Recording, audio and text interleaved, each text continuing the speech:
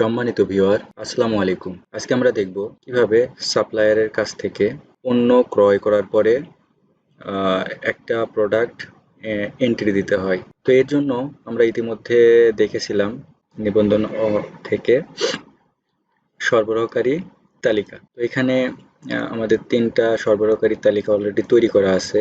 আমরা এখন সরাসরি যাব ক্রয় অপশনে। সো আমি একটা নতুন ট্যাব নিই। এখান থেকে সরাসরি ক্রয় নামে অপশনে গেলাম এবং ক্রয় যুক্ত করুন এই অপশনটিতে ক্লিক করলাম।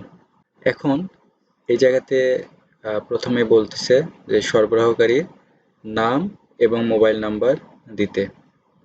তো এখানে আমাদের যেহেতু অলরেডি ৩টা সাপ্লায়ার তৈরি করাই আছে, সো আমরা এই মোবাইল নাম্বারটা এখান থেকে কপি করে নিয়ে এখানে সার্চ দিলেই অটোমেটিকভাবেই এখানে নামগুলো শো করবে।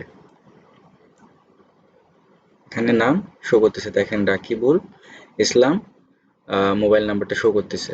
সো এখানে আমরা ক্লিক করলেই সবগুলো নাম ঠিকানাগুলো নিয়ে নেবে। সো এখানে দেখেন শুধুমাত্র হচ্ছে রাকিবুল ইসলাম নাম দেওয়া আছে, তাই এখানে নাম নিচে ঠিকানাটা ব্ল্যাঙ্ক দেখাচ্ছে।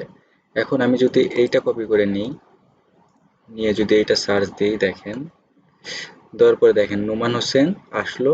এখানে ক্লিক দিলেই অটোমেটিকভাবে এগুলো নিয়ে নিল। আচ্ছা, সো আমরা একটা প্রোডাক্ট অ্যাড করি, আমরা নগদে কিনবো। সাপোজ কোন প্রোডাক্টটা কিনবো আমরা দেখেন আমরা প্রোডাক্টের নামগুলো লিস্ট করছিলাম। সো পণ্য থেকে পণ্যর তালিকা, এটা দেখি যে কি তালিকাগুলো আছে। ইতিমধ্যে আমরা 3টা প্রোডাক্টের নামগুলো কি করছিলাম, অ্যাড করছিলাম। সো আমরা এখন হচ্ছে এই প্রোডাক্টের যে আইডিটা আছে এই আইডি দিয়ে যদি সার্চ দিই, তাহলে এই দেখেন স্টুডিও এক্স যেটা আছে এটা আমরা দেখতে পারবো। সো আমি এখন কি করব, এই যে প্রোডাক্টের নাম অথবা কোড দিয়ে এখানে সার্চ করলেই দেখেন চলে আসলো প্রোডাক্টের নাম। এখানে স্টকে আমাদের কতগুলো আছে সেটা শো করতেছে। এখন বর্তমানে আমরা এখন পর্যন্ত একটাও ক্রয় করিনি। সো স্টকে আমাদের 0 পিস আছে প্রোডাক্টটা। সো আমরা এখন কি করব, এখান থেকে 10 পিস ক্রয় করব। তাহলে আমরা ক্রয় মূল্য দিছিলাম হচ্ছে 100 টাকা। এখানে আমরা যদি এটা এডিট করে যদি দেখাই, তাহলে আমরা ক্রয় মূল্য সেট করেছিলাম হচ্ছে 100 টাকা। সো এখানে 100 টাকা অটোমেটিকভাবে শো করতেছে। তাহলে আমরা 10টা কিনবো, পরিমাণের সাথে মূল্য গণনা করে এখানে অ্যামাউন্টটা দেখাচ্ছে আর কি 1000 টাকা। এখন চাইলে আমরা এখানে আরো অন্যান্য প্রোডাক্টগুলো সার্চ করতে পারি। যেমন আমি যদি এখানে পিছনে আসি, 2 নাম্বার প্রোডাক্টটা যেটা ছিল, এই যে 2 নাম্বার প্রোডাক্টটা, এটা ছিল নারকেলের তেল। আমি যদি এটাও কিনতে চাই, এখানে জাস্ট খালি দিলেই এই যে চলে আসবে। এইটাও দেখেন স্টকে আছে 0 পিস। তো আমরা ধরেন এটাও হচ্ছে 10 পিস কিনবো, তো 10 পিস দিলাম। হ্যাঁ, দিলে এটা হচ্ছে 70 টাকা করে। তো 70 টাকা করে 10 পিস কিনলে 700 টাকা এখানে অটোমেটিকভাবে নিয়ে নিল। আচ্ছা, আমরা এই প্রোডাক্টগুলো ডিসকাউন্টে কিনিনি বা কোনো কিছু পাইনি, সো এগুলো 0 থাকলো।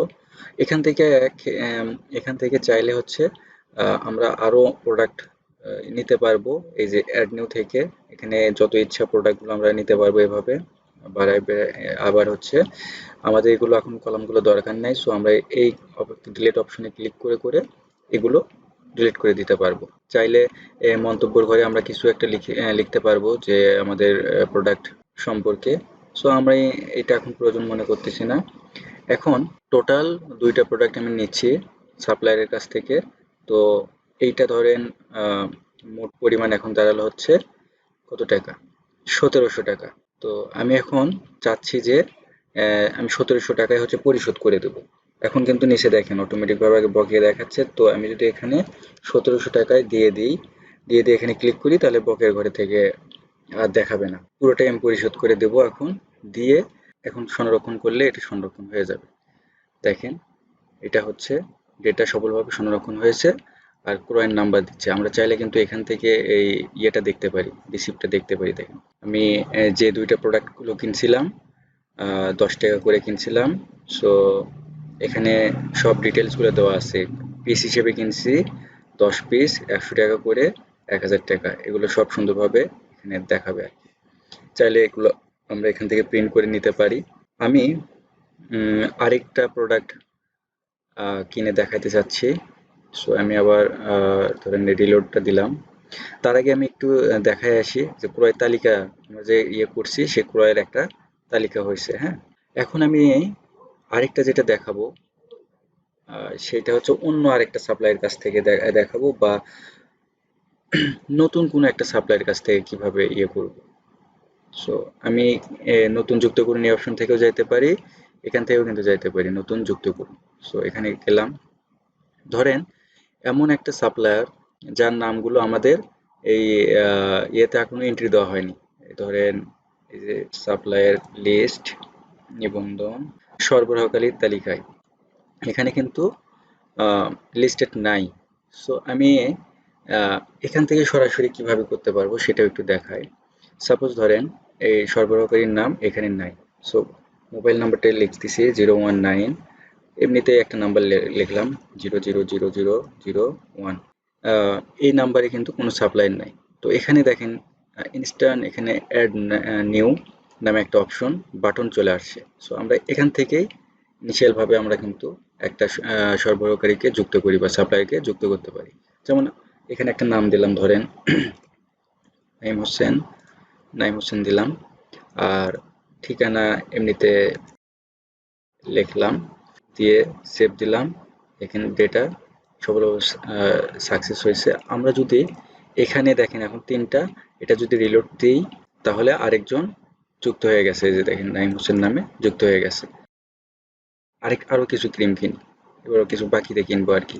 ইতিমধ্যে আমরা হচ্ছে 10টা এক্স স্টুডিও ক্রিম হচ্ছে 10টা কিনছিলাম কিন্তু কিছুক্ষণ আগেই। তো এখানে আমাদের স্টকে এখন 10 পিস দেখাচ্ছে। আমি চাচ্ছি আরো 5 পিস কিনবো। সো এখানে 5 দিলাম, অন্য কোনো প্রোডাক্ট আর কিনবো না। সো 500। এখন হচ্ছে ধরেন আমি ওনার কাছ থেকে কিনলাম, কিনে হচ্ছে 500 টাকা বিল আসলো, 250 টাকা দিলাম, এবং আমার 500 টাকা কি থাকলো, বকেয়া থাকলো। বকেয়া থাকলো। এরপরে আমি হচ্ছে মন্তব্যের ঘরে লিখে রাখলাম যে আমি হচ্ছে 5 দিন পর ওনাকে 250 টাকাটা দিয়ে দেবো। ধরেন একটা তারিখ লিখলাম যে 20 তারিখ 7 মাস 22। এমনিতেই মন্তব্য কিছু একটা লিখে রাখলাম যে 20 তারিখে বকেয়া টাকা পরিশোধ করব। সো আমি 250 টাকা বকেয়া রাখলাম এবং এটা আমি সংরক্ষণ করলাম। তো এইটাও আমাদের সফলভাবে প্রোডাক্টটা কেনা হয়ে গেল। এবং এই প্রোডাক্টে এইটা হচ্ছে নাম্বার, ক্রয়ের নাম্বার। সো এটা দিয়ে আমরা ইন ফিউচারে হচ্ছে খুব সহজেই হচ্ছে ভাউচারটা খুঁজে বের করতে পারি। আর এখন ক্লিক হিয়ার, এখানে ক্লিক করলে আমরা ভাউচারটা দেখতে পারবো।